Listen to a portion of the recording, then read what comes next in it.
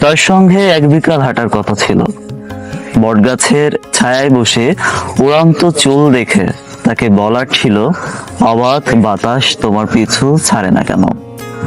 তার সঙ্গে বৃষ্টিতে ভেজার কথা ছিল। কদম ফুলের মালা গেঁথে তার খোপায় গুজে বলার ছিল, ভালোবাসলে আমিও একদিন ফুল হয়ে যাব। লোকাল বাসে, শপিং এ, সিনেমা হলে তার পাশে বসার কথা ছিল। তার আঙুল ছুঁয়ে বলার ছিল, আমি এভাবেই আজীবন থেকে যাব। তার সঙ্গে সংসার হওয়ার কথা ছিল।